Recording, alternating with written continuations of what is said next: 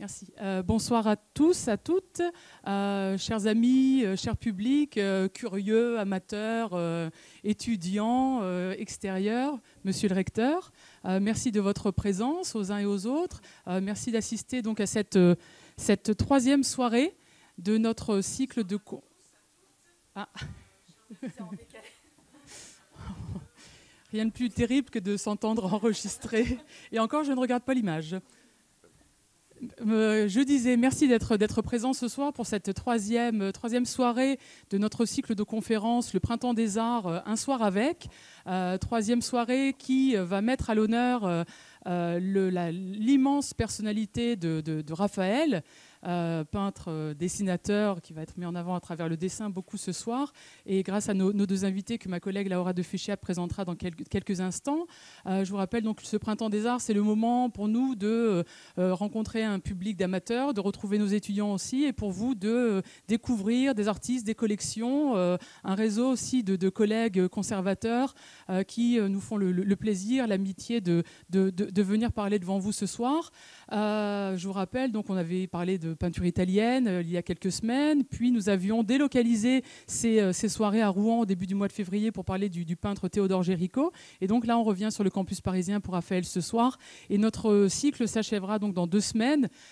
Dépêchez-vous, les places sont chères, puisqu'on parlera de Caravage avec une invitée de choix, Catherine Poulisi de l'université de Rutgers.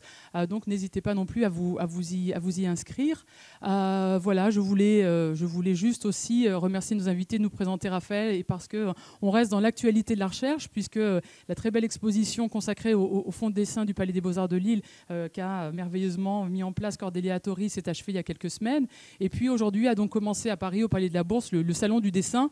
Donc évidemment, vous devez connaître cette manifestation. Donc nous vous invitons chaleureusement à y assister pour voir des feuilles extraordinaires, anciennes et plus contemporaines. Je parle notamment aux étudiants pour aller un petit peu se faire l'œil. Voilà, j'ai assez parlé. Je laisse la parole à Laura de Fuchsia et ensuite, donc évidemment, à nos invités. Merci encore. Bonsoir à tous, merci de votre présence ce soir. C'est vrai qu'on a conçu ce projet en lien avec la récente exposition qui vient de terminer et que certains d'entre nous ont eu la chance de voir. Et puis, il y a l'actualité du Salon du dessin qui nous amène à nous intéresser de cette technique que nous n'avons pas beaucoup abordée encore dans le cycle des conférences que nous avons proposées. Donc, nous avons des invités de choix ce soir. Cordélia Tori, qui était donc la commissaire de l'exposition Expérience Raphaël, qui vient de se clôturer au mois de février, qui a été aussi titulaire d'une thèse à la Sorbonne sur Pierre Crozat et qui a beaucoup travaillé sur la question des dessins et sur les collections. Donc c'est presque tout naturellement qu'elle travaille aujourd'hui au cabinet du dessin du musée du Louvre. Elle est même de Lille, désolée. Et donc elle a publié de très nombreuses publications sur ce thème du dessin et notamment sur Raphaël. Et puis, on a aussi la chance de pouvoir accueillir Mathieu Dekic, qui est donc ancien élève de l'école de Chartres et qui est conservateur, aujourd'hui directeur du musée de Chantilly et de tout ce domaine. Donc, c'est un très large domaine dont il s'occupe. Il a notamment aussi travaillé sur la collection des dessins, évidemment, qui est conservée à Chantilly.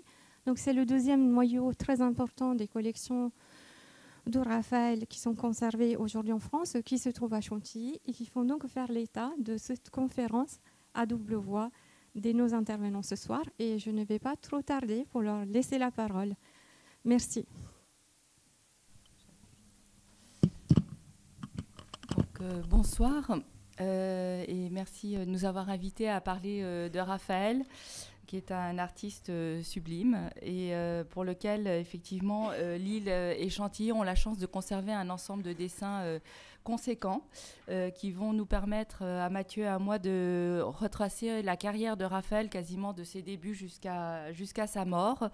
Et pour commencer, je vais d'abord vous introduire Jean-Baptiste Vicard, puisque si à Lille, nous avons un fonds vraiment important de dessins, soit 37 dessins originaux de Raphaël dans nos fonds, c'est grâce à Jean-Baptiste Vicard, qui était peintre, élève de David, qui qui a fait sa carrière entre la France et l'Italie, qui s'était installé à Rome vers 1800 et qui a légué sa 3e collection. En réalité, il y en avait plusieurs.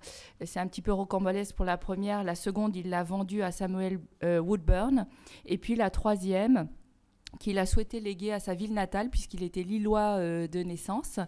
Et il avait recontacté la Société de l'agriculture, des arts et des sciences de Lille, à qui il a légué en réalité cette collection, qu'il a remise ensuite à la ville. Et c'est comme ça que c'est entré dans les collections municipales, soit environ 1300 feuilles, dont donc 37 dessins originaux de Raphaël. Il pensait en avoir un petit peu plus. L'histoire de l'art aidant, quelques feuilles ont été désattribuées depuis, ou sont des copies d'après Raphaël.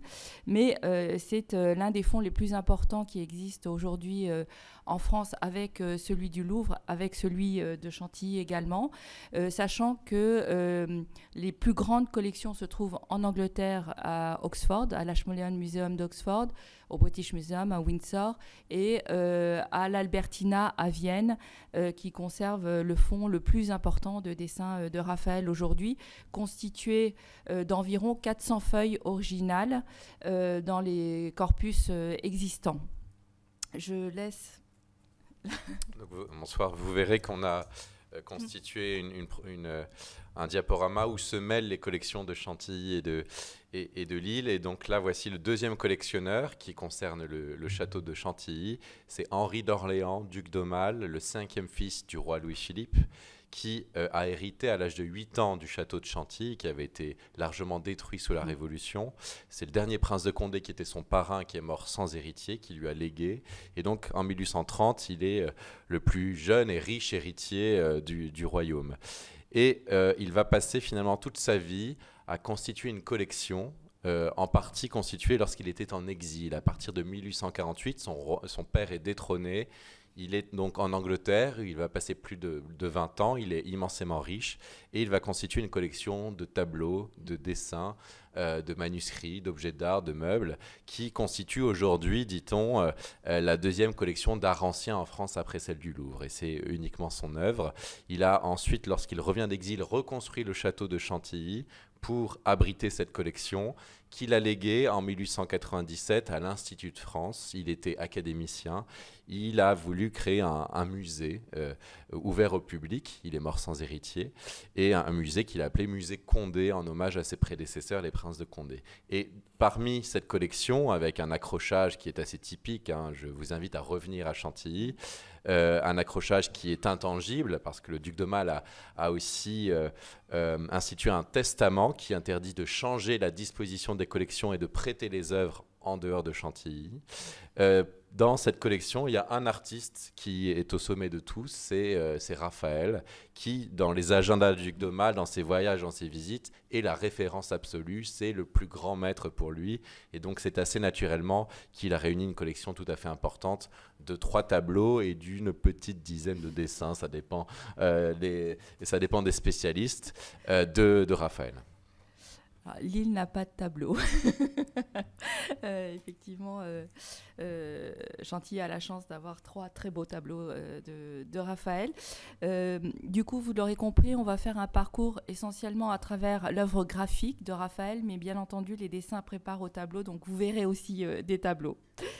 Donc, pour rappel, Raphaël est né en 1483 à Urbino.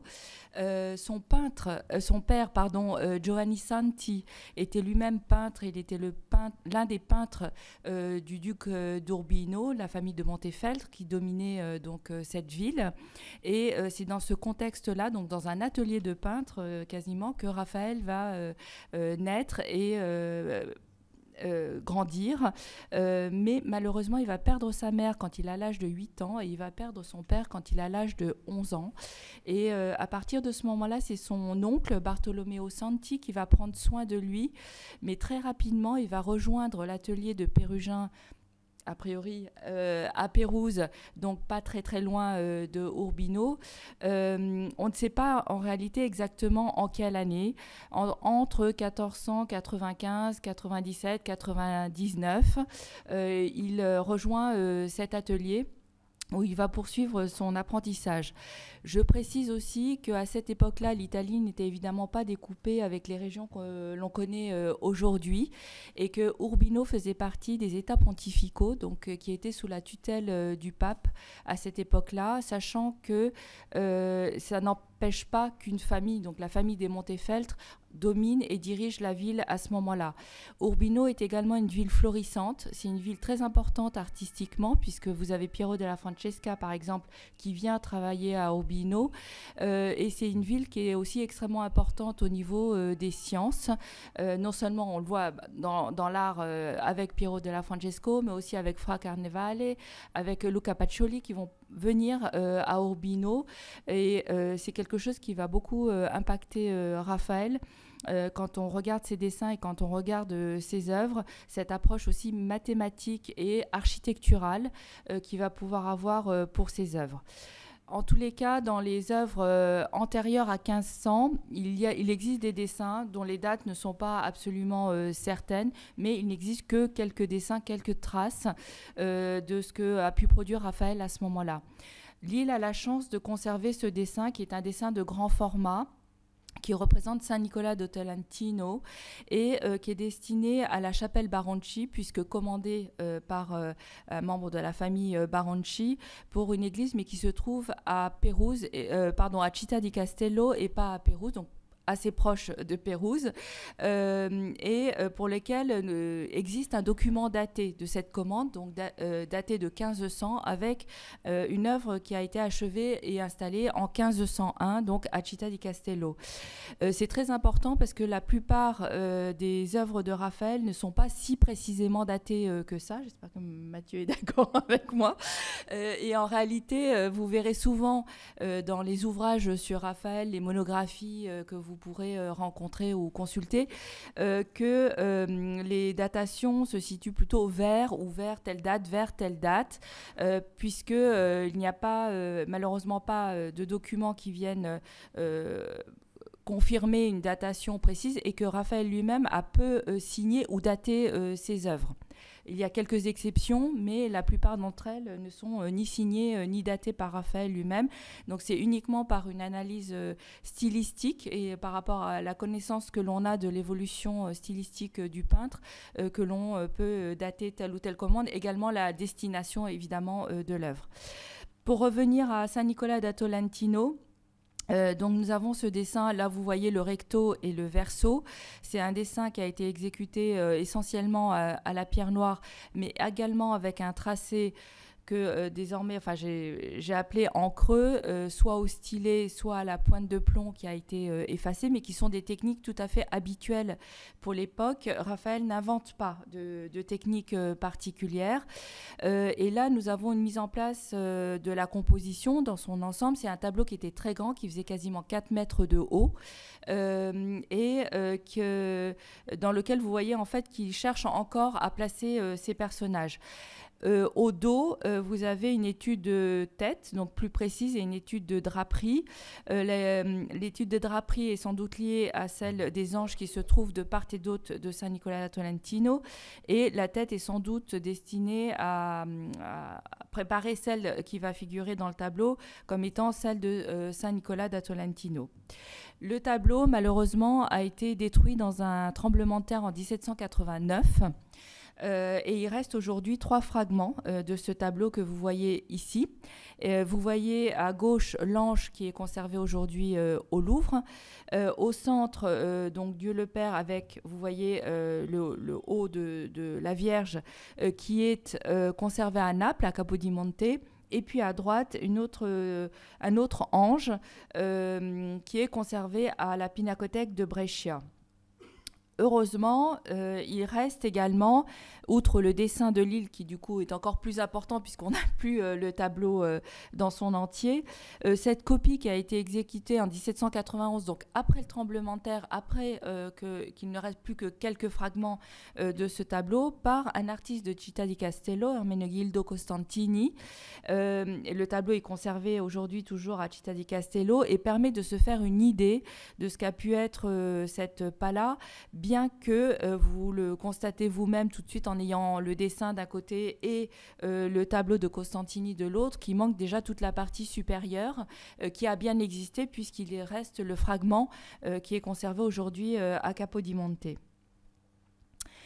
Ici, je vous montre deux choses. En fait, sur le dessin, vous apercevez peut-être tout un tracé de cercle qui est très important puisqu'on s'est aperçu que soit au stylet ou à la pointe de plomb effacée, en fait, Raphaël a inscrit ses personnages dans des cercles pour les placer en fait sur sa composition, sachant qu'il va utiliser une méthode dès ce dessin, donc on est en 1500, et qu'il va utiliser pendant tout le reste de sa carrière, où il fait des intersections de cercles qui lui servent de repères ensuite pour placer ses personnages.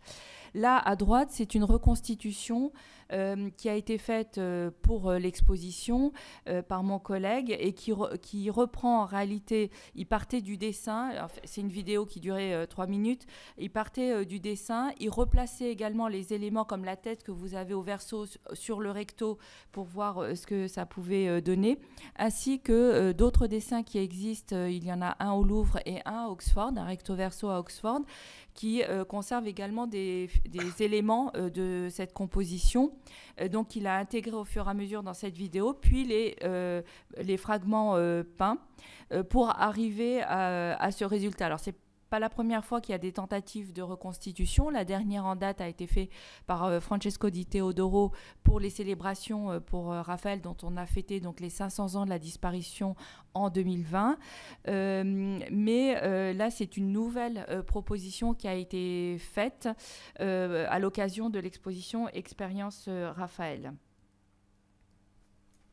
Datant de ces mêmes années, un grand dessin aussi qui est à Chantilly, qui est un carton. Alors, on va parler de plusieurs types de dessins. Il n'y a pas, c'est tout un processus créatif qui aboutit à un tableau. Et plusieurs types de dessins sont nécessaires pour aboutir à un tableau dans l'Italie de la Renaissance. Et un carton, c'est la dernière étape, c'est-à-dire c'est un dessin qui a la dimension d'un tableau, qui est tracé sur un papier assez épais et dont on va percer avec une aiguille les contours pour y appliquer ce qu'on appelle le spolvero, c'est-à-dire de la poudre de carbone qui permettra comme un poncif de reporter sur une feuille ou un tableau en dessous les contours qui sont dessinés.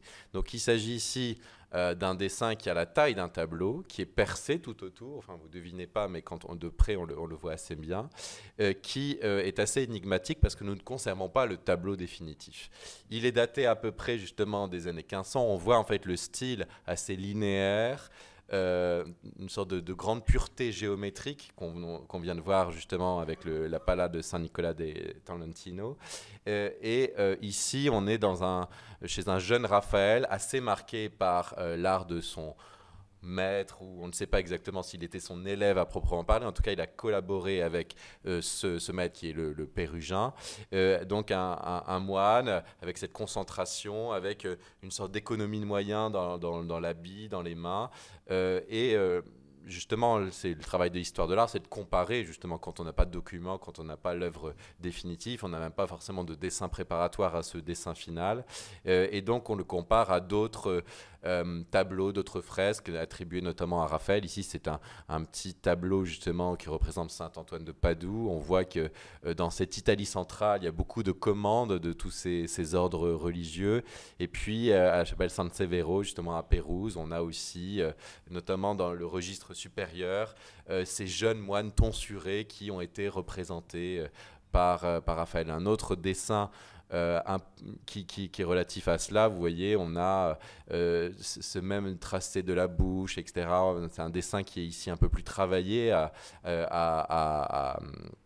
c'est pas Londres, c'est à Oxford, par rapport à Chantilly. Chantilly, c'est un dessin préparatoire, un dessin vraiment utilitaire, je dirais, mais qui permet de le dater. Un autre dessin de comparaison, également à Oxford, où on a exactement les mêmes traits, la même géométrie, et donc on est face là véritablement au jeune Raphaël dans cette Italie centrale. Un autre grand dessin qui est aussi un carton, qui fait plus d'1,50 m de dimension en longueur. C'est un carton qui représente des enfants nus qui sont en train d'effectuer une joute et ils sont juchés sur des sangliers.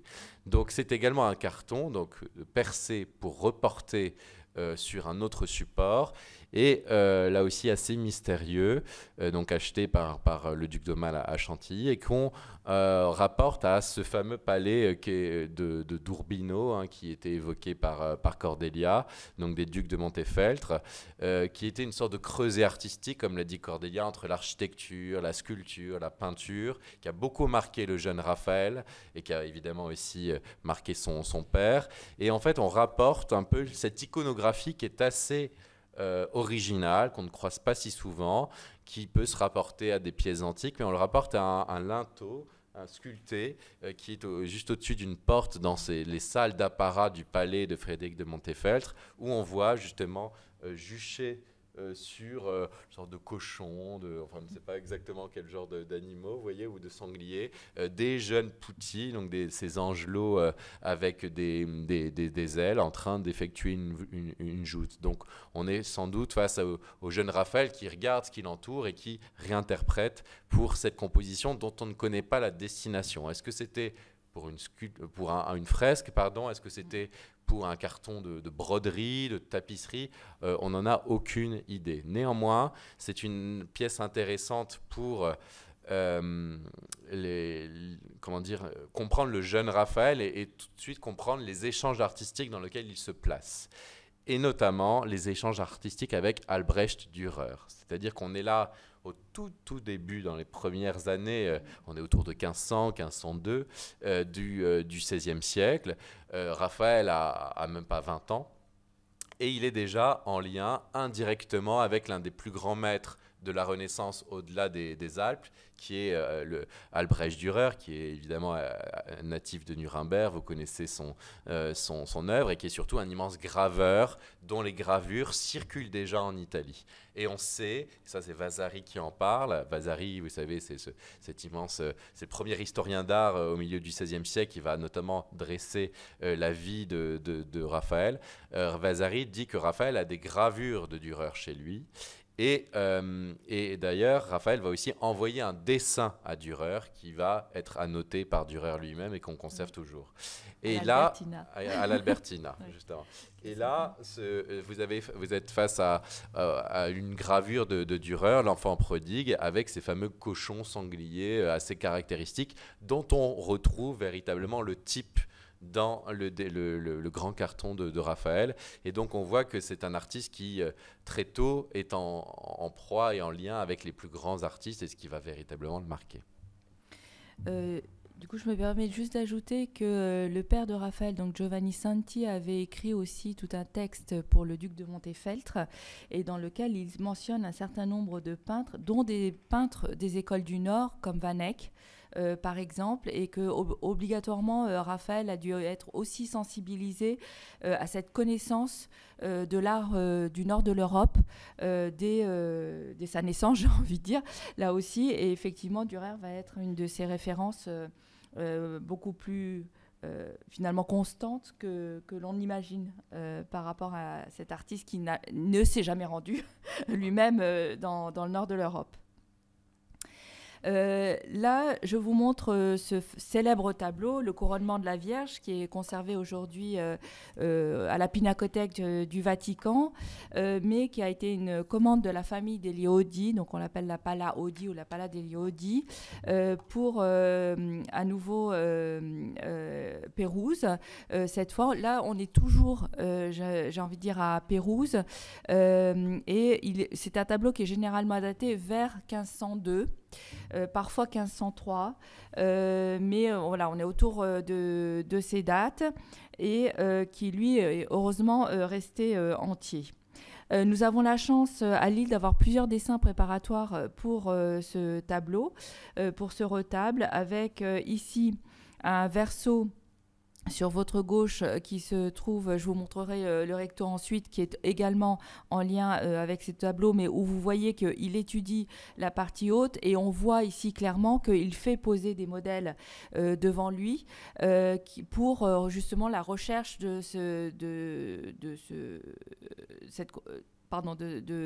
la Vierge couronnée assise dans la partie haute donc, du tableau. Alors le dessin peut vous paraître un petit peu froid, un petit peu raide par rapport à ce qu'on attend de Raphaël. Ce n'est pas impossible qu'il y ait eu évidemment une première version et que les traits étaient repassés. En tous les cas, c'est un dessin qui a un tracé en creux, donc sans doute au stylet ou donc à la pointe de plomb effacée, et qui a été ensuite repris à l'encre brune, ce qui est aussi une pratique tout à fait courante. Sur la partie droite, vous avez là cette fois une étude d'anges musiciens. Donc vous voyez que le groupe est entouré d'anges musiciens à droite et à gauche. Il existe d'autres études dans d'autres collections aussi pour ces anges. Cette fois, on change complètement de technique puisqu'il s'agit d'une pointe de métal sur un papier préparé. Les pointes de métal sur papier préparé, ça signifie en fait que la feuille de papier est enduite. En général, c'est un mélange de poudre d'os et d'un liant qui est posé donc sur la feuille et qui permet ensuite l'emploi d'une pointe de métal, souvent de l'argent, mais ça peut être du plomb, ça peut être de l'or, ça peut être du cuivre. Et c'est cette préparation, cette espèce d'enduit sur la feuille qui permet au métal d'accrocher et pour que l'artiste puisse dessiner. La seule pointe de métal qui peut être utilisée directement sur une feuille de papier, c'est la pointe de plomb. Donc là, ici, vous avez ce dessin, vous avez un fond. Alors la couleur, en fait, n'est pas du tout celle-là, pardon, elle est assez mauvaise. Il est plutôt rosâtre. L'avantage d'avoir cette préparation sur le papier, c'est que les artistes peuvent jouer avec la couleur. Dürer l'a fait également, et ça peut passer du vert au bleu, au rose. Raphaël va utiliser le vert et le rose, on le verra aussi plus tard. Ici, je vous montre un autre dessin, cette fois à la pointe de plomb, qui est sans doute une première étude pour Saint Thomas. Saint Thomas qui, lui, va se trouver... Je vous montre ici tout de suite, au centre de la composition. C'est lui qui est au milieu de tous les apôtres. C'est lui qui va recevoir la ceinture de la Vierge. Et c'est pour ça que là, vous avez cette étude donc, de son visage tourné vers le haut et ces études de main qui vont donc recevoir la ceinture, sachant que c'est au verso de ce dessin que se trouve l'étude de groupe que je vous ai montré avant, donc à l'encre. Et ici, on retrouve à nouveau cette technique de papier préparé. Cette fois, la préparation est quasiment blanche et donc avec des pointes de métal. Ce que l'on a découvert, j'en reparlerai peut-être après, c'est que la plupart du temps, finalement, Raphaël utilisait en même temps 2 pointes de métal et non pas une seule comme on pensait jusqu'à présent.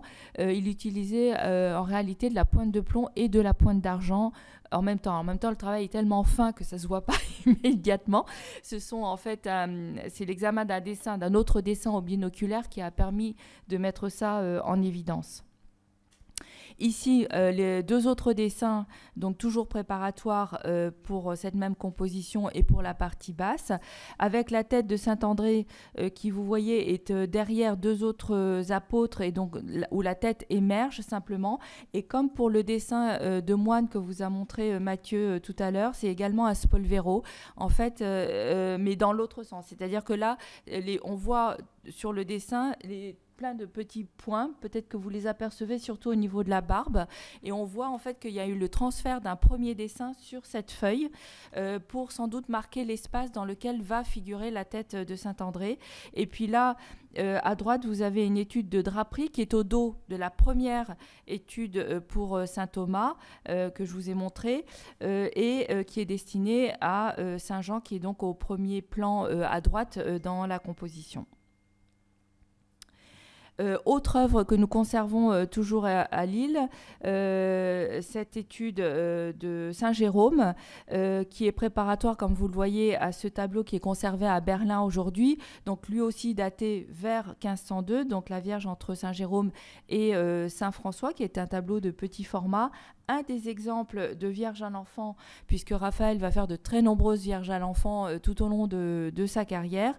Donc un exemple tôt dans sa carrière, et je vous demande de retenir les tonalités qu'il utilise aussi et la manière dont il met en place donc sa composition avec la Vierge vue jusqu'au genou, tenant l'enfant donc sur ses genoux sur un coussin. Ici, autre exemple, dont on est toujours dans les années 1502 environ, avec ce dessin pour ce qu'on appelle la Vierge Norton Simon. Alors tout simplement parce que le tableau, qui n'est pas non plus de grand format, est conservé au musée Norton Simon à Pasadena aujourd'hui. Et donc ce dessin de Raphaël, à nouveau sur une préparation blanche, donc à la pointe de métal sur une préparation blanche. Et c'est sur ce dessin-là qu'on a pu mettre en évidence l'emploi simultané en fait de la pointe de plomb et de la pointe d'argent, sachant que Raphaël n'utilise pas l'un pour préparer l'autre. C'est-à-dire qu'il n'utilise pas la pointe de plomb pour ensuite terminer son dessin à la pointe d'argent, mais en fait, il les combine pour que ça soit complémentaire. Et là, je vous montre une particularité. Je retourne en arrière, voilà. Ça, c'est le dessin tel qu'on le voit aujourd'hui, mais on s'aperçoit en regardant bien le dessin qu'il y avait des espèces de petites traces et mon collègue a réussi à faire un contraste par rapport à ces traces et qui ont pu mettre en évidence qu'il y avait d'autres dessins sur ce dessin, donc qui ont été ensuite effacés. Alors par qui ? Par Raphaël peut-être, mais sinon par quelqu'un d'autre, sur lequel vous voyez une autre étude de Vierge, en tout cas avec quelqu'un qui a une auréole, une vue aussi de buste de Vierge de face. En bas, à gauche, il y a une sorte de médaillon, alors c'est peut-être lié au bijou, au collier qui est dessiné ensuite sur la Vierge. Là, encore une fois, vous comprenez que c'est un modèle qui est posé devant lui. Et puis, vous avez deux dessins un peu plus étranges, puisqu'ils sont assez grotesques, d'une tête de profil et puis une autre tête de profil avec une main. Là aussi, on s'est interrogé de savoir qui avait réalisé ces dessins. Certains pensent que ce sont des enfants qui se promenaient dans l'atelier et qui, du coup, se seraient amusés à dessiner sur le dessin de Raphaël. Mais d'un autre côté, les artistes eux-mêmes, parfois, faisaient des caricatures, des sortes de grotesques, de figures grotesques sur leurs propres dessins. On a des exemples, en tous les cas, avec Michel-Ange. Donc, peut-être que Raphaël a pu les réaliser. On n'en a pas la preuve, mais en tout cas, on peut en voir également sur d'autres dessins. Du coup, on va avancer un tout petit peu dans le temps. En fait, quand Raphaël est à Pérouse, il va rencontrer plusieurs artistes, dont Pinturicchio, dont Domenico Alfani, dont on va parler plus tard, qui était aussi dans l'atelier de Pérugin, ou qui fréquentait l'atelier de Pérugin. Or, il se trouve que le décor de la Libreria Piccolomini à Sienne va être commandé à Pinturicchio en 1502. Alors, ce décor, qui est constitué de 10 fresques, va être achevé seulement en 1507-1509, mais on sait que Raphaël va y participer, puisque aujourd'hui, il reste, alors je n'ai pas pris les dessins, mais il reste 2 dessins préparatoires des compositions d'ensemble pour ces 2 fresques de la Libreria Piccolomini. L'un des dessins est à New York et l'autre aux Offices à Florence. En revanche, l'île conserve une série de têtes, mais qui sont datées un petit peu plus tardivement que 1502. En 1504, Raphaël va être recommandé par c'est la fille du duc de Montefeltro pour se rendre à Florence. Il va être recommandé à Pierre Soderini, qui était le gonfalonier de la ville. À l'époque, ce n'est pas les Médicis qui ont dû fuir qui dominent la ville. Donc il va arriver de manière certaine en 1504, mais il y a beaucoup de soupçons comme quoi il se serait rendu dans cette ville, aurait fait un aller-retour de Pérouse à Florence avant cette date, et ça à cause d'éléments qu'on trouve sur certains dessins ou des éléments stylistiques. Quoi qu'il en soit, nous avons cette série de têtes qui est plutôt datée vers 1503, entre 1503 et 1505, qui, comme vous le voyez cette fois, sont sur des papiers préparés de couleur verte.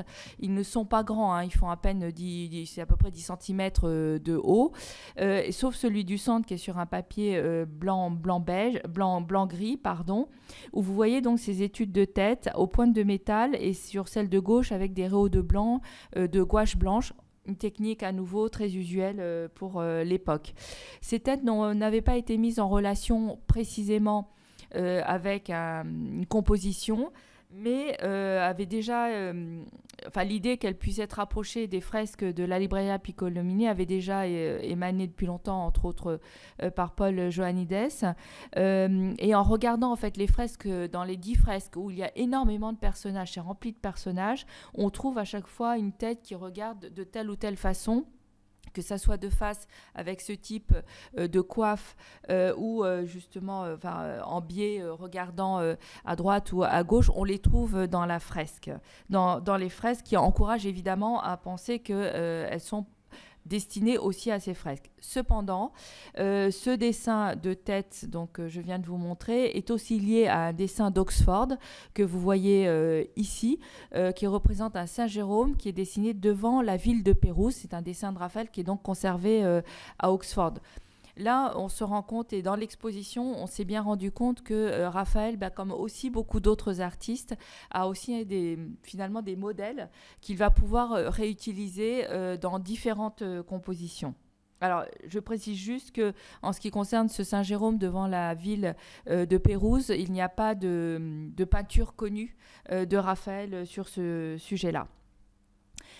Ici, toujours dans cette série de têtes, donc comme vous voyez, de même dimension et de même technique, et donc toujours avec 2 pointes de métal, je le précise parce que du coup j'ai vérifié sur tous les dessins, il y a cette tête de doge de profil, dont on se demandait aussi qu'est-ce qu'elle faisait là. On a pensé aussi à un voyage de Raphaël à Venise, c'est un point d'interrogation qui reste en suspens, mais à nouveau en faisant des recherches, je me suis aperçue que le doge qui ressemblait le plus à ce dessin de Raphaël devait être Francesco Foscari et non pas Leonardo Loredan qui était le doge au temps de Raphaël.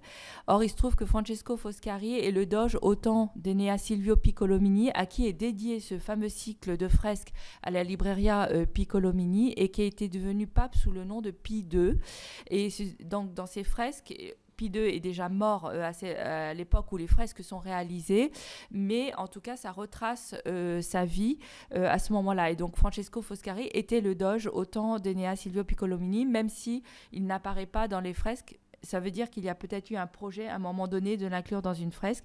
Et l'un des éléments qui, j'ai envie de dire, tend à dire que c'est bien ce doge, c'est que vous avez 3 lettres, le FRA, qui est effacé juste sous le menton du doge. Et c'est sans doute d'ailleurs un dessin qui a été réalisé d'après une médaille existante donc, de Francesco Foscari. Toujours, alors là, on est vraiment bien à Florence, j'ai envie de dire, on y est vraiment arrivé. Datant de 1504-1505, moi j'ai mis 1505 dans l'exposition, c'est peut-être un tout petit peu plus tôt. Toujours ce dessin, alors toujours sur un fond vert, toujours dans les mêmes dimensions, donc pas très grand, hein, il faut imaginer des dessins de ce format-là, à peu près, toujours à la pointe de métal, il y a ce dessin de Raphaël. Vous voyez tout de suite la similitude avec la Joconde, et il faut évidemment préciser que quand Raphaël arrive à Florence en 1504, eh bien, Léonard et Michel-Ange sont tous les deux présents dans cette ville en même temps que lui, enfin avant lui même, puisqu'ils sont tous les deux chargés de décorer la salle du Grand Conseil du Palazzo Vecchio avec 2 batailles, la bataille d'Anghiari pour Léonard et la bataille de Cassina pour Michel-Ange, qui n'ont pas été achevées, mais que du coup Raphaël a pu voir. Il faut aussi savoir que Léonard aurait commencé donc la Joconde en 1503. Et donc, il a certainement vu la Joconde ou des dessins préparant la Joconde quand il est arrivé à Florence à ce moment-là. Je précise également qu'en 1501, Michel-Ange a achevé le David, qui est placé devant le Palazzo Vecchio en 1504, donc l'année où Raphaël arrive, encore une fois. Et on sait qu'il l'a vraiment vu, puisqu'il y a des dessins dans lesquels il a copié le David de Michel-Ange qui sont conservés aujourd'hui. Et il y a également des copies d'après Léonard de Vinci. Et du coup, je me permets de retourner juste 2 secondes en arrière, puisque Mathieu a eu la bonne idée de vous montrer ce dessin où la tête aussi du moine est rapprochée donc effectivement de la fresque de San Severo commandé en 1505 à Pérouse à Raphaël, même s'il est à Florence, et sans doute achevé par Pérugin. Et en fait, la petite bataille que vous voyez là au-dessus, en haut à gauche de la feuille, est en fait d'après la bataille d'Anghiari de Léonard, d'un dessin de la bataille d'Anghiari de Léonard de Vinci. Je reviens au dessin de Lille. Donc voilà, la similitude avec la Joconde. Et dans l'exposition, on montrait parallèlement à la Joconde un dessin du Louvre préparatoire à la Dame à la licorne des collections Borghese qui a été exposé à Jacques Marandré, dans lequel on voit à nouveau vraiment cette proximité avec la Joconde. Ici, cette tête de jeune homme qui a aussi été rapprochée de la Pala Audi, ce qui vous explique les complexités des datations et qui est effectivement encore très péruginesque dans son visage, qui est en lien avec l'un des anges musiciens de la Pala Audi, mais qui est en même temps un véritable portrait. Alors, on passe au tableau de Chantilly, avec peut-être nos tableaux les plus célèbres sont les 3 grâces de Raphaël, qui font aussi là aussi d'objets de datation. Alors ça vous paraît peut-être un peu abscon, entre 1503 et 1504. Bon, pourquoi s'arrache-t-il les cheveux là-dessus? Mais parce qu'en fait, Raphaël a finalement une carrière assez scandée par des voyages, des séjours et des rencontres. Et à chaque fois va aussi changer en quelque sorte ou enrichir son style. Et notamment la découverte et le séjour à Florence changent beaucoup de choses lorsqu'il va être en contact, comme l'a dit Cordelia, avec Léonard et Michel-Ange. Ici, on est peut-être juste avant. En tout cas, on est face à un tout petit tableau. C'est l'un des tableaux les plus coûteux du 19e siècle. Le duc d'Aumale l'a acheté en 1885 en Angleterre, et déjà à l'époque le New York Times disait que les Anglais laissaient partir leur trésor. C'est un tableau assez mystérieux, on ne sait pas pour qui il a été peint, il est de petite dimension, et on ne sait pas exactement quand. On le date maintenant plutôt de 1503, 1504, 1505, donc peut-être juste avant Florence ou au début de son séjour à Florence. Donc, il représente les 3 grâces. Les 3 grâces, donc, dans la mythologie, c'est la brillante, la joyeuse et l'abondante. C'est un tableau qui, on va y passer, donc, est doté au 19e siècle de tout cet encadrement pour en faire une sorte de petit bijou, et qui en fait a un pendant avec les mêmes dimensions qui se trouve à Londres et qui est une allégorie qui montre sans doute Scipion, le général romain, endormi entre deux vertus, et en fait il est en train de choisir son chemin entre le vice et la vertu. Et donc on est face à finalement 2 fois 3 personnages. C'est vraiment des tableaux qui concordent vraiment en tout point matériellement, sur le même bois, avec les mêmes dimensions. Et alors, il y a beaucoup de suppositions sur le sens de tout ça. Est-ce que c'était une sorte de diptyque avec d'une part les vertus féminines et d'autre part les vertus masculines? Est-ce que c'était pour un livre? Alors moi, j'y crois pas trop, mais certains disent que c'était une reliure. Est-ce que c'était peut-être pour un jeune homme qui se lançait dans la vie, et donc on lui avait commandé un tableau et on lui présentait les vertus à suivre? En tout cas, ce qui est intéressant, si on parle de composition, c'est les liens avec l'antique, c'est-à-dire qu'évidemment Raphaël se trouve en Italie, où on a un certain nombre d'antiques disponibles, où on se met aussi à redécouvrir des antiques, on y reviendra, et notamment à Sienne, dans cette fameuse libreria qui est accolée à la cathédrale de Sienne, il y avait les 3 grâces, une sculpture antique que vous voyez ici, qui était disponible, qui a pu être vue par Raphaël. Il y a d'autres exemplaires, il y a une copie d'ailleurs qu'il a pu faire. Et en fait, on pense nous plutôt qu'il s'agit d'une composition qui tirait d'une médaille. Là aussi, les médailles, alors là, c'est encore plus simple que les antiques, c'est comme les gravures, ça circule, il y a plusieurs exemplaires disponibles. Et là, il y a eu une médaille lors d'un mariage florentin de 1486 qui était disponible, que vous voyez là, et qui est plus proche dans sa composition, en fait, du tableau de Raphaël. Alors, le tableau de Raphaël a été... les 3 grâces ont été analysées au Centre de recherche et de restauration des musées de France il y a quelques années. Et on a vu qu'en fait, à l'origine, il ne s'agissait pas des 3 grâces, il s'agissait d'une autre composition. Si vous voyez, alors je ne sais pas si on...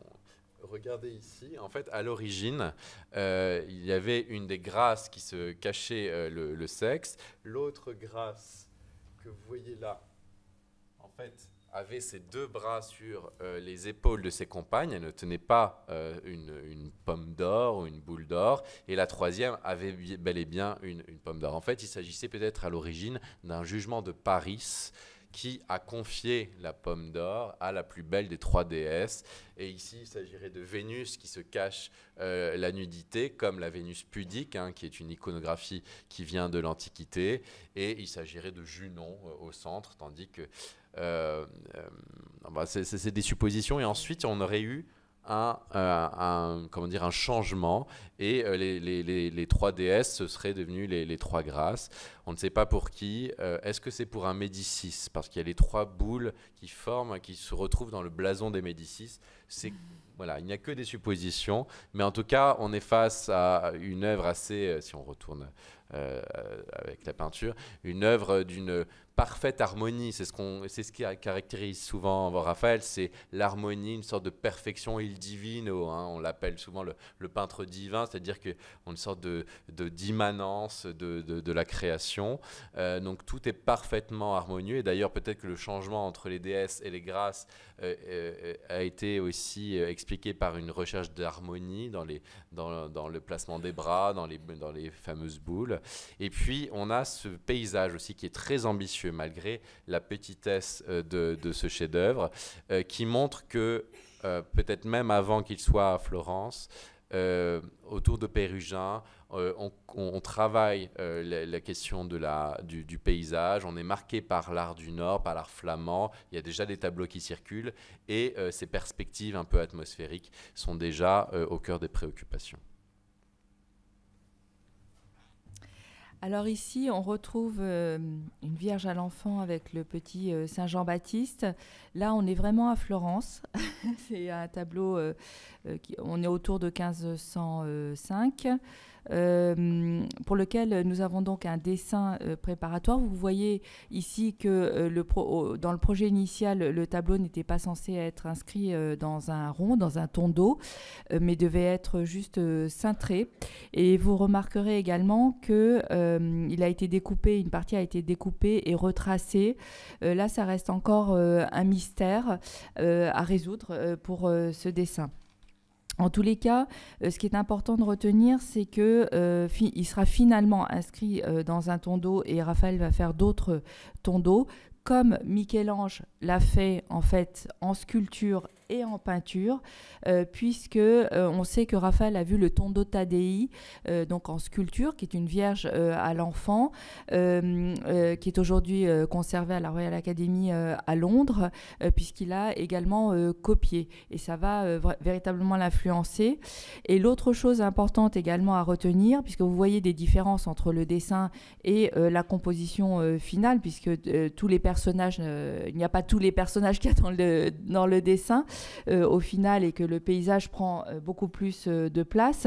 Mais il a été relevé déjà que le geste de la main gauche de la Vierge, qui lui est influencé par ce que Léonard faisait à cette époque-là, et qu'il a donc pu voir à nouveau à Florence.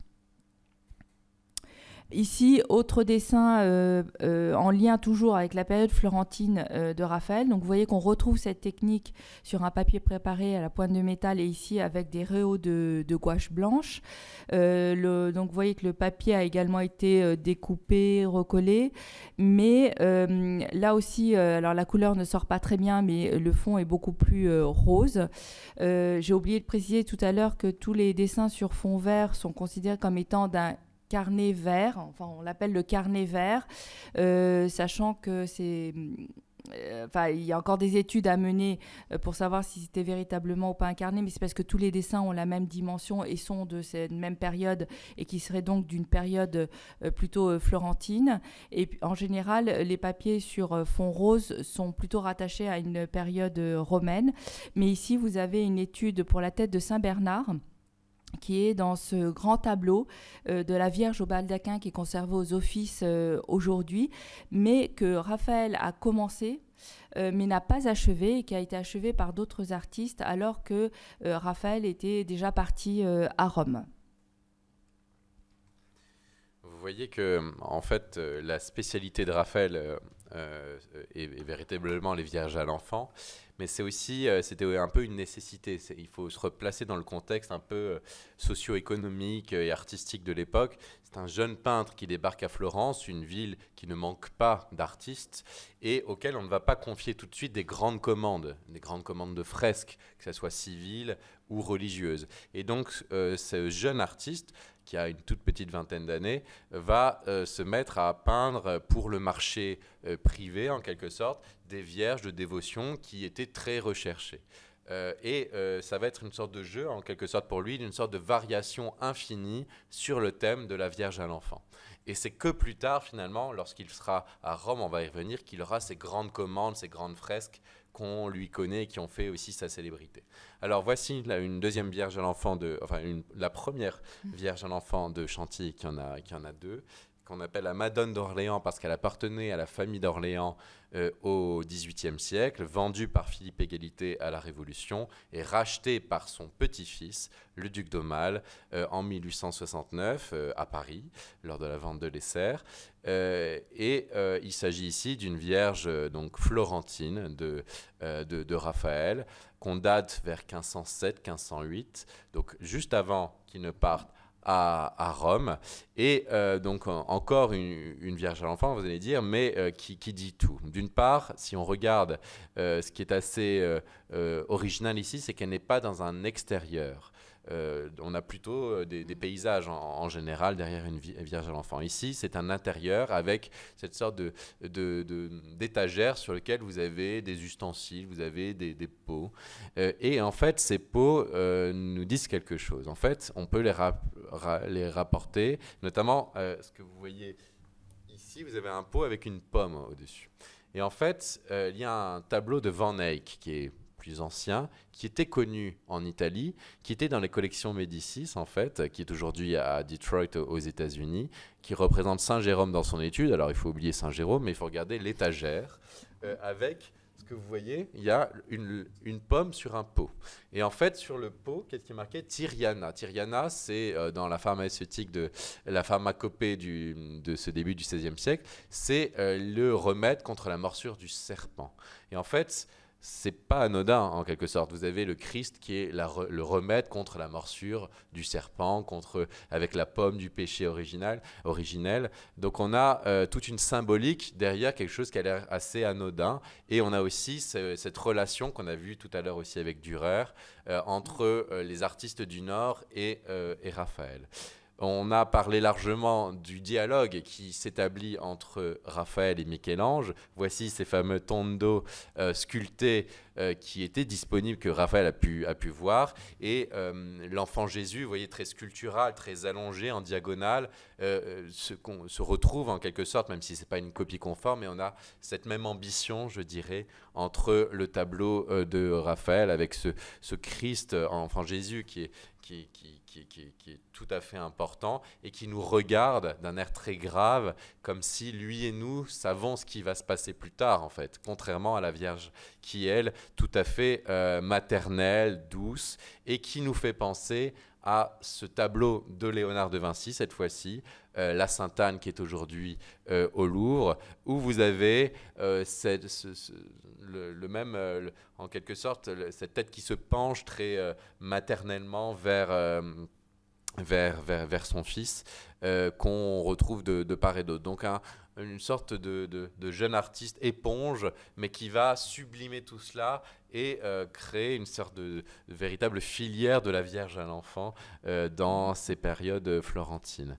Autre Vierge qu'on connaît, qui est aujourd'hui au Louvre, c'est la Belle Jardinière. Alors, Jardinière parce qu'elle se trouve, c'est évidemment un nom qui est posthume, parce qu'elle se trouve dans un jardin, c'est souvent le jardin de la Vierge, le jardin clos de la Vierge qui représente le paradis, sa virginité, etc.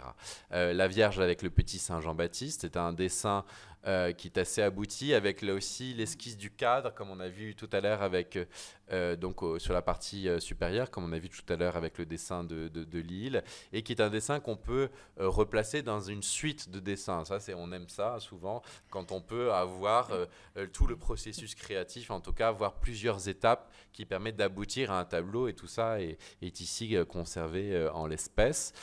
Donc pour toujours ici ce tableau de la période florentine, avec un dessin qui est au Louvre, où vous avez la Vierge qui est un peu moins habillée. Vous voyez les jambes qui sont encore nues. C'est-à-dire qu'on fait poser, pas forcément une dame, mais parfois même un collaborateur, un garçon de l'atelier qui pose et qu'on va ensuite habiller en quelque sorte. Vous voyez que sur le dessin de Chantilly, il y a tout un travail du drapé qui est postérieur. C'est le cas aussi pour les enfants. Et sur le dessin de Chantilly, contrairement au dessin du Louvre, vous avez une esquisse de paysage qui n'est pas encore présentée. Puis ensuite, on a là le carton, donc la dernière étape, avec un changement dans la position de la Vierge, notamment de sa tête qui va se pencher vers l'enfant Jésus. Donc c'est la dernière étape avant le tableau qui est aujourd'hui au Louvre. Donc effectivement, donc Raphaël va réaliser une série de Vierges à l'enfant type La Belle Jardinière. Il va en réaliser plusieurs. Vous aurez noté également le type de composition, c'est-à-dire pyramidale, qu'il va adopter et qu'il reprend de Léonard de Vinci, de la même façon qu'il il avait repris le modèle de la Joconde, qui est aussi inscrite dans une sorte de pyramide, de cône, et qui a ce mouvement de trois quarts. Et effectivement, vous voyez que dans les études d'enfants, et notamment pour la Madone d'Orléans, que l'enfant bouge d'une manière totalement différente de ce qu'on a pu voir dans les Vierges à l'enfant précédentes, et notamment de l'époque de Pérouse, ou encore dans la Madone Terra Nuova, celle qui est la première qu'on vous a montrée dans ce format circulaire, qui était également à Berlin, qui conjugue finalement un peu son style de Pérouse et le style de Florence qu'il va développer donc avec cette connaissance certaine des œuvres de Léonard et de Michel-Ange. Là, dans ce tableau, je vous le montre parce que à nouveau on a à Lille des feuilles d'études, donc dites du carnet rose, qui est généralement daté plutôt de la période romaine, mais il y a certains motifs d'enfants. Vous voyez que ce sont des feuilles où en fait se mélangent beaucoup de dessins de vierges à l'enfant ou d'enfants seuls. Donc on sent qu'il a une recherche et certainement liée à toutes les demandes qu'il doit recevoir sur ce sujet-là. Et donc la Madone dite Bridgewater, qui est conservée à Édimbourg aujourd'hui, est en dépôt à Édimbourg, pardon. Vous voyez que l'enfant, l'un des enfants qui est en bas de la feuille se rapproche beaucoup en fait de l'enfant qu'on trouve dans ce tableau, qui est lui aussi daté de vers 1507. Et cet ensemble de dessins sur fond rose, dit donc du carnet rose, cette fois, doit sans doute être reculé très légèrement, et Raphaël a dû commencer certainement ce carnet au moment où il était encore à Florence, juste avant de se rendre à Rome. Ici, on est toujours à Florence en réalité, mais de la même façon que finalement il va être beaucoup à cheval. Quand il est à Florence, quand on dit sa période florentine, en réalité il est aussi à cheval entre Pérouse et Florence, et puis de Florence à Rome, puisqu'il va continuer à répondre à des commandes, mais pas pour Florence même, mais pour des œuvres qui se trouvent à Pérouse. C'est le cas ici pour Dieu le Père bénissant, pour lequel on a montré pour la première fois un verso où vous voyez un basilic, c'est un petit serpent cornu au dos, dont on ne connaît pas la destination, dont je me suis posé la question de savoir s'il pouvait être en lien avec le petit Saint-Georges ou le petit Saint-Michel qui sont au Louvre, et qui comportent des éléments avec des influences certainement du Nord dans les figures fantastiques, les animaux fantastiques qui sont dans ces petites compositions. Mais en tout cas, enfin voilà, là aussi le sujet est ouvert. Dieu le Père bénissant, qui est en réalité une étude pour la partie haute du retable Baglioni. Donc vous avez dans la partie basse la déposition dite déposition Borghese, parce que conservée aussi à la Galleria Borghese à Rome. Et donc dans cette partie partie haute, Dieu le Père bénissant, qui est donc séparé là de la composition qui est en bas. La déposition borghese, tout le monde est unanime sur le fait que Raphaël ait réalisé cette peinture qui est absolument exceptionnelle, qui fait suite à un drame, à ce qu'on appelle les noces rouges. Il y avait eu des noces donc, dans la famille Baglioni, et pendant ces noces, le fils de Atalanta Baglioni, qui est là commanditaire, a massacré les aînés de sa famille pour prendre le pouvoir. Alors il les a pas tout à fait tués tous, et les survivants de ce massacre sont revenus le lendemain et ont tué à leur tour Griffonetto, donc le fils d'Atalanta Baglioni, qui est mort dans les bras de sa mère, enfin rendit son dernier soupir dans les bras de sa mère, et c'est suite à ça qu'elle a commandé ce tableau à Raphaël. Là, je dois dire que nous avons fait une journée d'études à Lille, et Laura Tesa, qui est de l'université de Pérouse, s'est réinterrogée sur la partie haute du tableau, que l'on considère ordinairement ayant été réalisé par Domenico Alfani, qui est un artiste de l'atelier de Pérugin que Raphaël a rencontré à Pérouse. C'est la dernière, disons, attribution qui a été donnée à ce panneau. Elle le rediscute et pense désormais que si l'ensemble des angelots qui sont autour de la figure de Dieu le Père bénissant sont d'une autre main, et on le voit effectivement, ils sont plus maladroits, que la figure de Dieu le Père même pourrait être de la main de Raphaël. Et tableau achevé en 1507. Pour le même tableau, nous avons aussi des dessins à Chantilly. Donc, deux dessins, donc c'est un dessin recto verso, mais avec deux techniques très différentes. Technique à la plume, vous voyez quelques traits esquissés, mais tout de suite, il a réussi à capter des émotions, un pathos. Hein, c'est un tableau bouleversant. Hein. En fait, la Vierge, c'est comme la mère Atalanta qui pleure sur le corps de son fils, et ici le Christ. Et de l'autre côté, vous avez cette tête ici... à la pierre noire, avec ses rehauts, enfin beaucoup plus puissante, et là aussi avec un pathos, cette bouche tombante. Alors, toujours en comparaison, cette femme qui prie, qui pleure, a été rapprochée de cette étude de Sainte Catherine, mais surtout, en fait, est peut-être une première pensée pour... la Marie-Madeleine qui est au centre et qui se penche sur le corps du Christ, tandis que vous avez la Vierge est en train d'être complètement évanouie. Hein.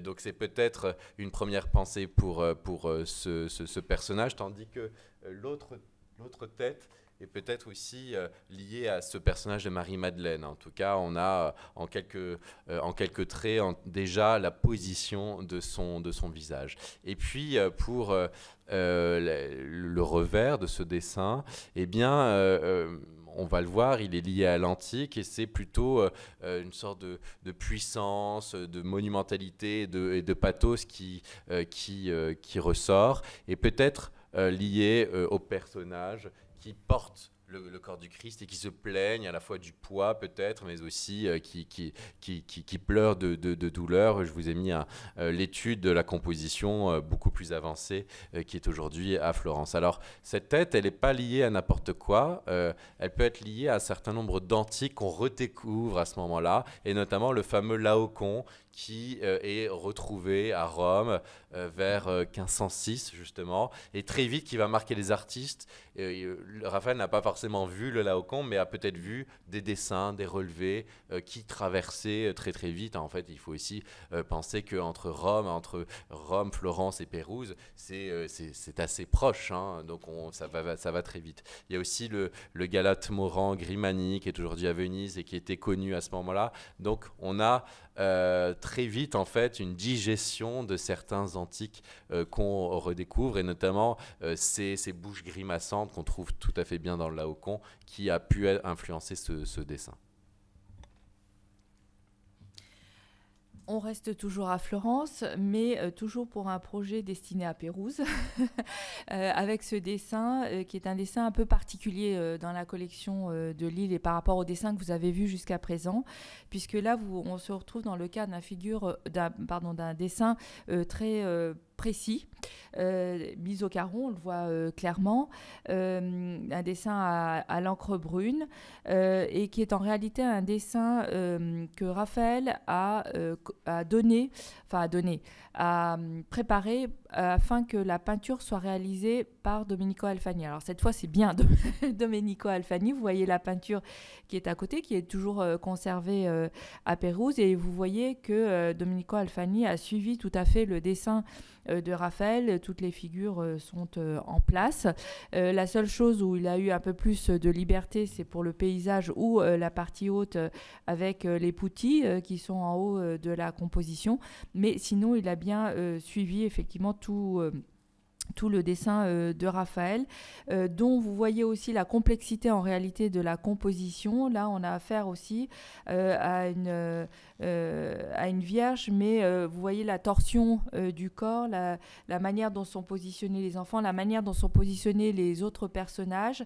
On peut former des grandes lignes en X qui recroisent et qui placent aussi les personnages dans la composition, et sans doute une influence aussi de la sculpture antique dans la figure de la Vierge.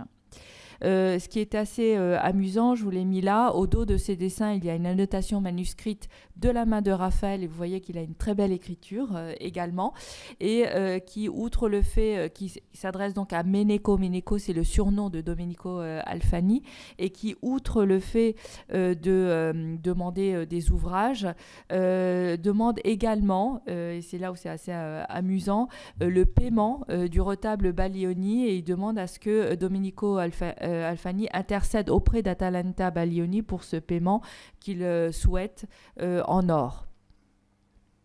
Et du coup, là, on est en fait, la commande pour ce tableau a dû être exécutée, demandée vers 1507, pardon. Je mélange les dates, vers 1507, et aurait été achevée à la fin. La peinture aurait été achevée vers 1510. Alors on va passer à la période romaine, la dernière période de la carrière de Raphaël, qui commence en 1508 lorsqu'il est appelé, on va alors revenir, par le pape Jules II pour décorer les chambres du Vatican. Et avant de rentrer au Vatican, on va reparler de Vierge à l'enfant, parce que évidemment, il ne va pas s'arrêter là. Ça a été fait sa célébrité. Vous voyez notamment avec le dernier cas qu'il est aussi une sorte de maître d'atelier qui va confier des dessins pour que d'autres les peignent, et il va gagner en célébrité, et notamment aussi ses mécènes, ses commanditaires vont devenir de plus en plus importants. Il s'agit ici du troisième tableau de Chantilly relatif à Raphaël, qu'on appelle la Madone de Lorette. Alors pourquoi Madone de Lorette? Parce qu'une copie de ce tableau se trouvait à Notre-Dame de Lorette en Italie, à la basilique de Lorette, et était une copie qui était très très vénérée par les pèlerins, et donc par contamination, toutes les représentations de cette composition sont appelées la Madone de Lorette. Mais l'original n'est pas à Lorette, l'original n'est d'ailleurs pas ailleurs qu'à Chantilly. En fait, c'est le tableau de Raphaël le plus copié. On connaît 120 copies de ce tableau. Et lorsque le duc d'Aumale l'a acheté, il pensait avoir une copie. C'est son plus grand coup, c'est-à-dire qu'il l'a acheté dans une collection avec beaucoup d'autres tableaux. Il a acheté pas cher du tout, et c'est que dans les années 1979 qu'on a pu découvrir qu'il s'agissait de l'original de Raphaël, de la Madone de Lorette. On va y revenir. Alors, c'est un tableau qui est en termes d'iconographie aussi extraordinaire. Vous avez cet enfant gesticulant, on va y revenir parce qu'il y a des dessins de Lille préparatoires à cet enfant qui essaye d'attraper le voile de sa mère, celle-ci penchée très maternelle avec ce grand geste très éloquent, Saint Joseph derrière dans l'ombre, on va y revenir aussi parce que c'est pas anodin, et en fait le voile de la Vierge est en quelque sorte la préfiguration du linceul ici représenté, avec aussi tout ce travail des drapés, du matelas et ces très belles couleurs. Alors voici, peut-être que Cordia, tu veux... Non, allez-y. Avec justement, venant de ce carnet rose de Lille, l'enfant gesticulant en haut, et on voit tout à fait la mise en place des positions des bras, des jambes. Donc il a sans doute là aussi sur le motif où il a travaillé d'après de vrais enfants. Alors, qui a commandé cela? On est daté vers 1510-1512, et on sait que ce tableau était au XVIe siècle dans l'église de Rome de Santa Maria del Popolo, avec un autre tableau à peu près des mêmes dimensions, qui est le portrait du pape Jules II par Raphaël, qui est aujourd'hui à Londres à la National Gallery. S'agit-il d'une commande du pape Jules II qui, en dévotion à la Vierge, se serait fait représenter, vous voyez, comme un pape un peu lassé, un peu avec cette sorte de vérité, donc en prière, en concentration face à la Vierge, à l'enfant, ou est-ce qu'il s'agit d'un autre commanditaire? À ce moment-là, Raphaël commence à travailler pour un banquier siennois qui est le banquier du pape, qui s'appelle Agostino Chigi, et qui va élire sépulture dans cette église de Santa Maria del Popolo. Ces deux propositions. Voilà. En tout cas, il s'agit du tableau de Raphaël le plus copié dès le XVIe siècle, et bien au-delà, avec des choses de plus ou moins belle qualité, comme vous le voyez peut-être. Et pendant longtemps, on a pensé que c'était la version de Mr. Getty à Los Angeles, qui était le collectionneur le plus riche de son temps, qui a fondé ce musée richissime à Los Angeles, le Getty Museum. Et pendant longtemps, des historiens éminents d'art italien, peut-être un peu payés par Mr. Getty, ont dit que c'était la version Getty qui était qui était sans doute l'original, et qui était même pas sans doute, qui était l'original de Raphaël. C'est jusqu'en 1976 que ce mythe a perduré, jusqu'à ce qu'on restaure le tableau de Chantilly, qui était très sale aussi. C'est pour ça, pas bien éclairé, sale, et puis à l'époque, on n'allait pas beaucoup à Chantilly, ce qui n'est plus tout à fait le cas. Mais enfin, vous voyez, on a laissé à ce moment-là, quand la restauration a été effectuée, un petit témoin de la crasse qui perdurait. Et quand on a restauré, on a trouvé un numéro 133, vous le voyez, au-dessus du témoin. Et en fait, à partir du début du XVIIe siècle, même dès la fin du XVIe siècle, il y a eu un cardinal Farnèse, qui a racheté l'original de Raphaël, de la Madone de Lorette, qu'on appelle la Madone de Lorette, à Santa Maria del Popolo, pour l'intégrer à sa collection. Ça se passait beaucoup chez les cardinaux à Rome au XVIe, au XVIIe siècle et même après. Quand ce tableau a intégré la collection Farnèse, on lui a donné le numéro 133, et ce numéro 133 est dans les inventaires Farnèse. Donc ça, c'était la preuve ultime qu'il s'agissait de l'original de Raphaël. Et puis, au-delà de la qualité, il y a eu aussi des analyses en réflectographie infrarouge, où on a vu que, contrairement à toutes les autres versions, eh bien, le Saint-Joseph, il a été rajouté dans un second temps. Donc il s'agissait bien par Raphaël lui-même ou quelqu'un de son atelier. Moi, je pense que c'est Raphaël, c'est assez bien fait. Donc, il s'agit ici d'un changement de partie. Il y avait une percée vers un paysage qui ensuite était bouché par le Saint-Joseph, qui était encore très discret, comme vous le voyez. Donc, ça a été une révélation face à un Raphaël important de la période romaine. Autre exemple de Vierge à l'enfant, donc de la période romaine. Ce petit tableau qui est conservé à Londres, appelé la Madone Garva, vous l'aurez compris là aussi par rapport au nom du collectionneur, pas du commanditaire, mais du collectionneur, pour lequel on rapproche ce dessin de Lille. Alors, vous voyez la position de la Vierge en sens inverse, mais c'est toujours un dessin sur une préparation rose à la pointe de métal. Et ce qui est intéressant, c'est que dans ce tableau, c'est toute la conjugaison de tout ce que Raphaël a pu apprendre de Léonard et de Michel-Ange dans les années précédentes. Et vous apercevez également de cet éclaircissement de la palette par rapport aux premières Vierges à l'enfant que l'on a pu voir. Et là, vous retrouvez toujours ce modèle en pyramide.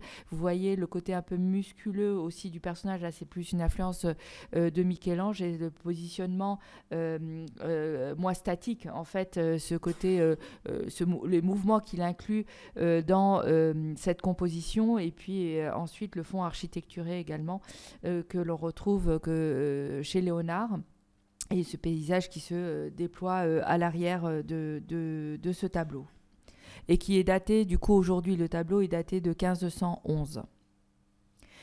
Autre tableau absolument majeur, enfin majeur pour Lille, en tous les cas, cette Madone d'Albe. Alors là aussi, elle doit son nom aux collectionneurs qui l'ont eu, puisqu'elle a appartenu à la famille d'Albe. Elle est aujourd'hui conservée à Washington. Et vous remarquez à nouveau qu'il s'agit d'un tondo comme la Madone Terranova qui était à Berlin. Et là, on est quelques années plus tard, puisque la Madone Terranova est toujours de la période florentine, alors qu'ici, on est vraiment dans la période romaine. Ce tableau a été daté jusqu'à présent plutôt vers 1510-1511. Je le daterai davantage de 1512. C'est un tableau très mature de Raphaël. Vous voyez toujours les mêmes palettes, les mêmes tonalités que pour la Madone Garvargue, mais vous voyez aussi toute cette complexité en réalité dans la mise en place de son personnage, la position de la Vierge, comment le Christ lui-même est assis sur l'une des jambes de sa mère et la manière dont il se tourne vers le Saint Jean-Baptiste, le tout donc inscrit toujours dans un paysage qui se déploie à l'arrière. Voici le dessin préparatoire qui est conservé à Lille. Il y a peu de dessins pour cette composition. Il y a juste une étude pour le petit Saint Jean-Baptiste enfant conservé à Rotterdam. Mais sinon, il y a ce dessin majestueux de Lille, le recto et le verso. Vous voyez donc sur le recto que là, dès le départ, Raphaël a souhaité inscrire sa composition dans un tondo. Et il a ajouté d'autres choses ensuite sur la feuille, je vais y revenir.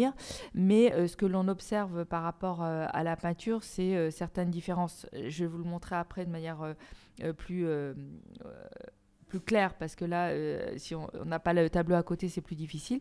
Et puis donc, au dos, il y a cette reprise, en fait, de la Vierge, de l'étude de la Vierge avec la position des jambes très spécifique qu'elle a dans ce tableau, puisqu'elle est assise à même le sol, sachant que là aussi, on voit que quelqu'un, des garzoni de l'atelier, c'est-à-dire un assistant de l'atelier pose, et qu'il s'agit, en fait, d'un modèle masculin qu'il va évidemment transformer en modèle en figure féminine ensuite dans sa composition.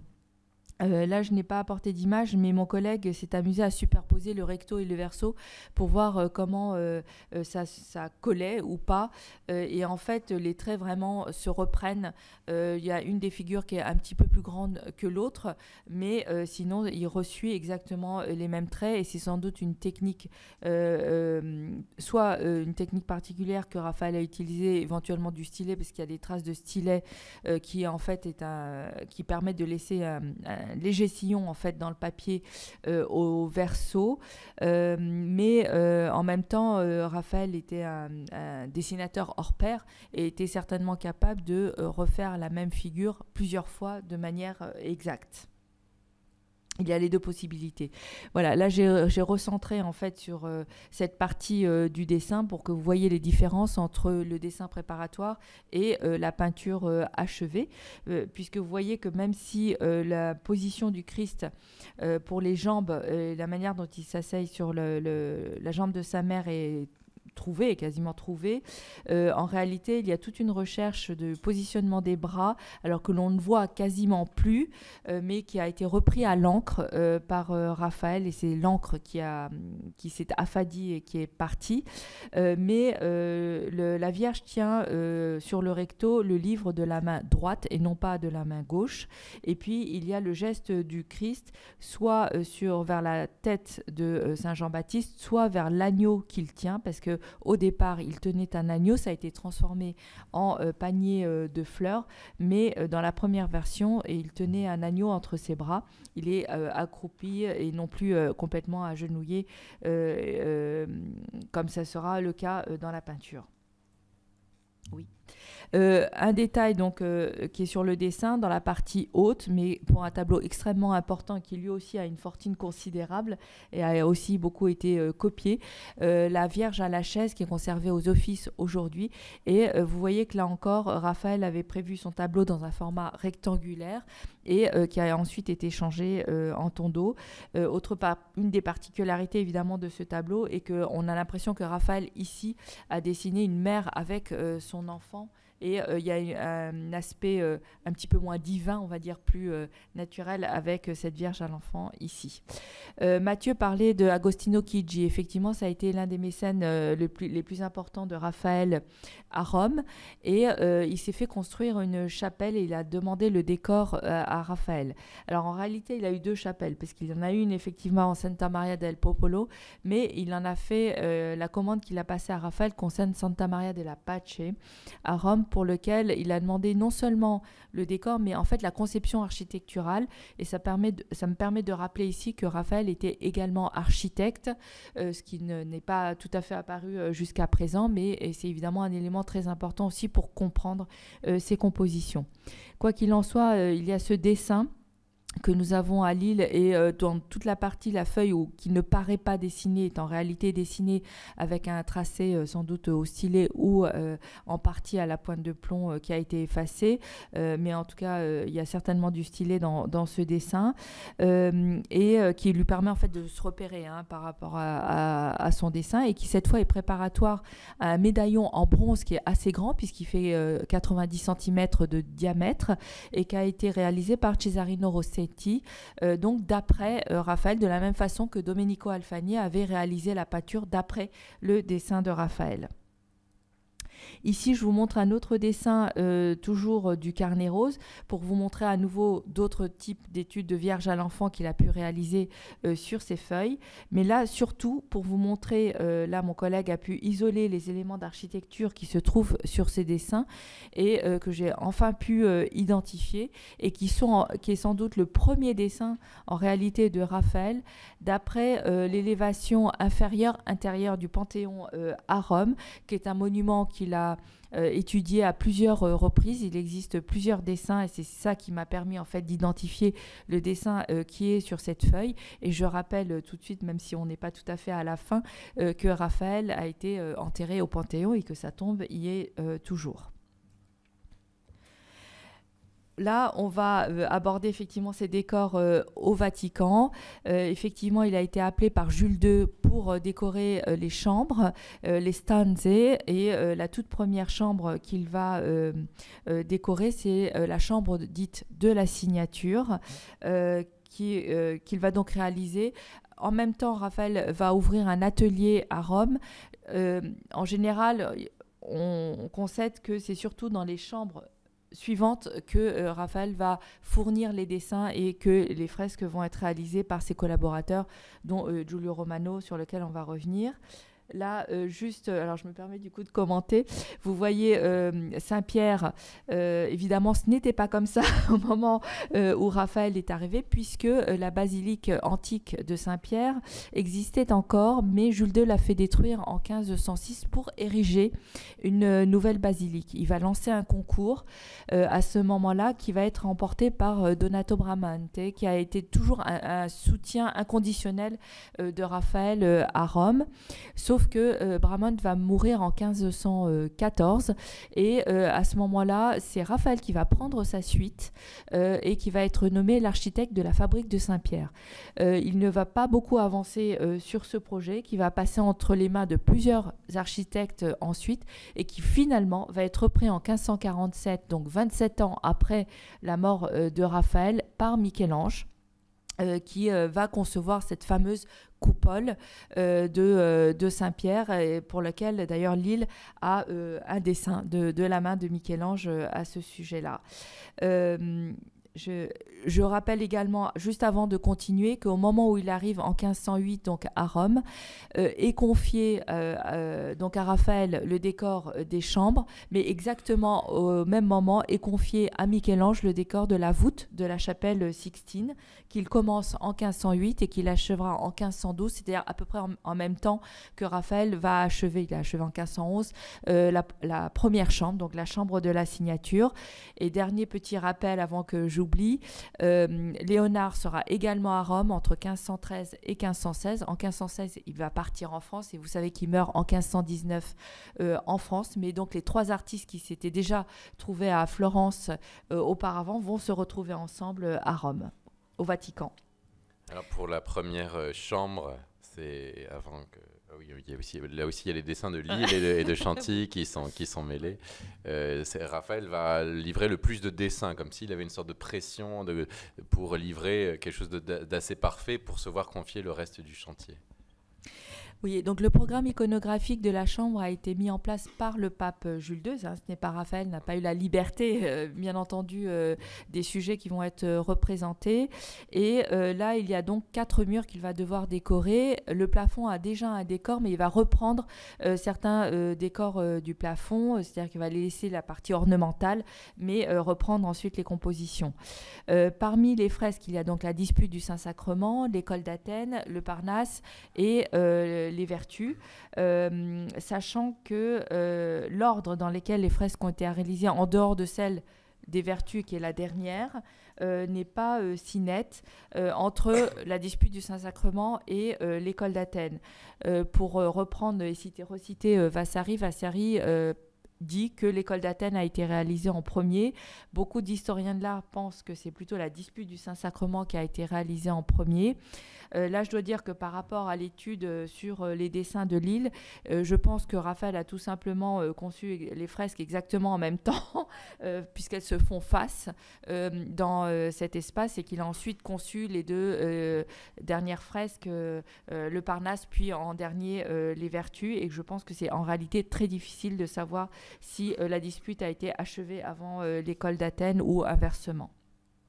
Lille a effectivement la chance d'avoir plusieurs dessins préparatoires pour cette fresque, dont le petit poutot que vous voyez qui est dans la partie supérieure, dans les nuages, qui a été dessiné là, à la pierre noire. Et puis en dessous, vous avez ce dessin beaucoup plus libre, beaucoup plus envolé, à l'encre. En réalité, il y a des tracés en creux sous l'encre, mais enfin, pas sur cette face, mais sur l'autre face. Or, il se trouve que c'est sur l'autre face de ce dessin que l'on trouve un dessin préparatoire à l'école d'Athènes, et qui sont très clairement au même stade de la pensée pour la composition.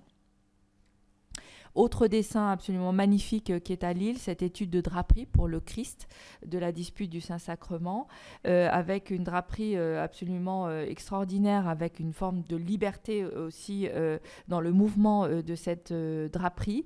Il y a un premier dessin exécuté à la pointe de plomb, et cette fois, Raphaël n'a pas fait poser quelqu'un devant lui, mais a utilisé un mannequin. Il faut savoir que l'emploi des mannequins, notamment des mannequins en bois, là je ne parle pas de mannequins en argile ou en cire, était déjà existant à l'époque. Et Fra Bartolomeo, qui est un artiste florentin que Raphaël a fréquenté à Florence, en possédait un taille nature, c'est à nouveau précisé par Vasari. Et ensuite il a posé les lavis d'encre. Il n'y a pas de plumes, là c'est posé au pinceau, le lavis d'encre brune et des réaux de blanc pour finir, pour éclairer cette draperie. Et ça c'est le verso de la draperie, où vous avez l'étude de Saint Paul et Abraham, qui sont à gauche du Christ dans la composition, à l'extrémité.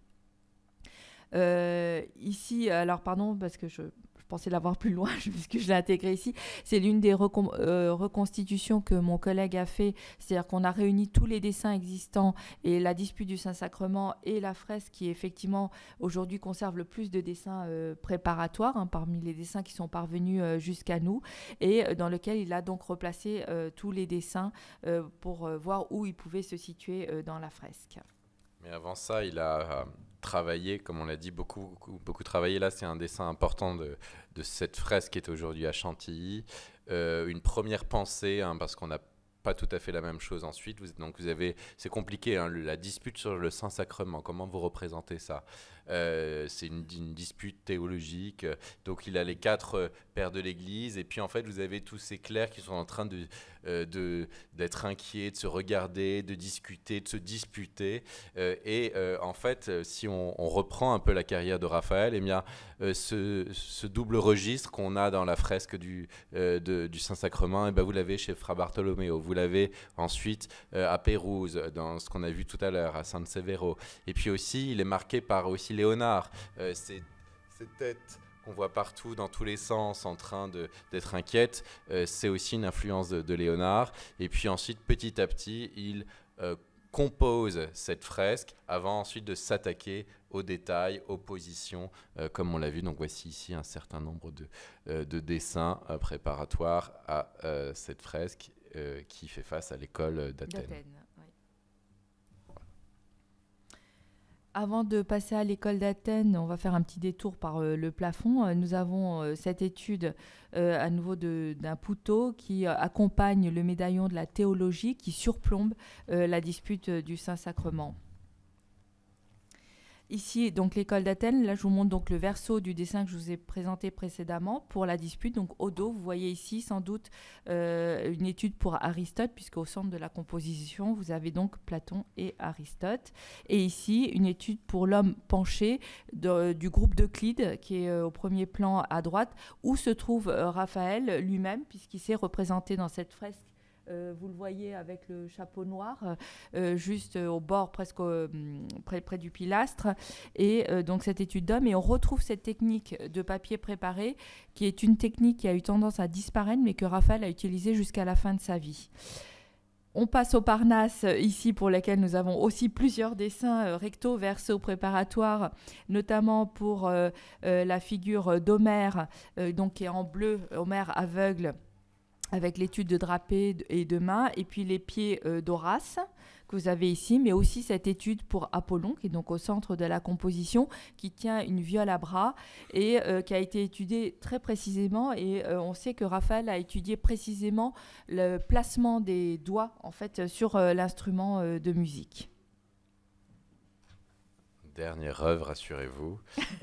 Donc là, on passe au pontificat suivant, de Léon de Médicis, qui va commander les chambres suivantes, et notamment ici le couronnement de Charlemagne, qui est une évocation de couronnement de François, enfin de l'alliance entre François Ier et le pape Médicis. Et au premier plan, vous avez une sorte d'hommes, de serveurs, de domestiques qui portent un fardeau, et on a cette très belle sanguine qui va être une technique qui va être très employée d'ailleurs à Rome par Raphaël, qui est préparatoire à ce personnage.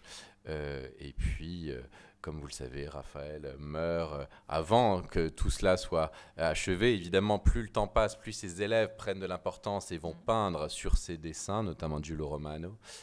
Et il meurt en 1520 de manière assez prématurée, et tout de suite en fait, et d'où sa panthéonisation, ça va être à la fois un choc, et à la fois il va être considéré comme le plus grand peintre de son temps, et ça reste l'un des plus grands peintres et dessinateurs de tous les temps. Et je pense que vous en êtes convaincus maintenant. Voilà. Merci. Merci.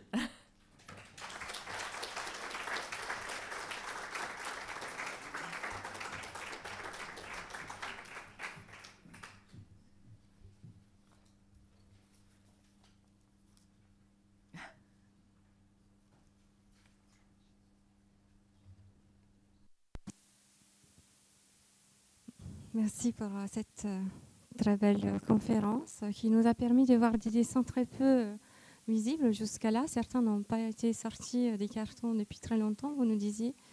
Et puis aussi d'avoir un aperçu de la très riche collection du musée des Chantilly, qu'on vous invite évidemment à visiter à la suite de cette conférence. Ça prépare aussi une grande exposition de New York. Je pense.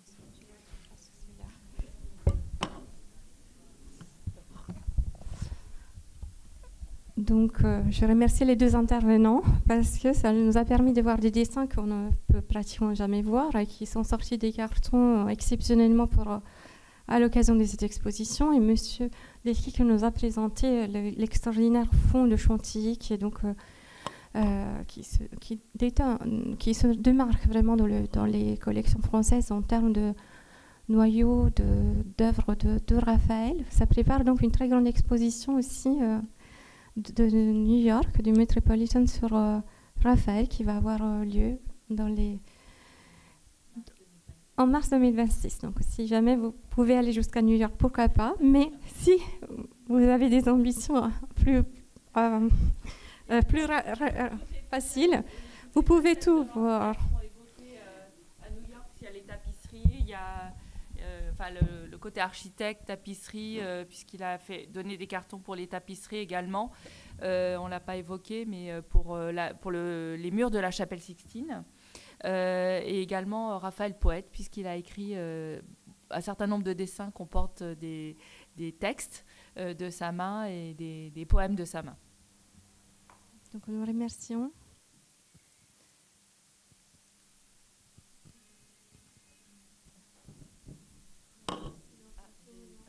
Je remercie donc infiniment tous ceux qui ont pu participer à cette soirée. Et on vous donne rendez-vous pour le prochain rendez-vous du mois d'avril avec un soir et Caravage. À bientôt.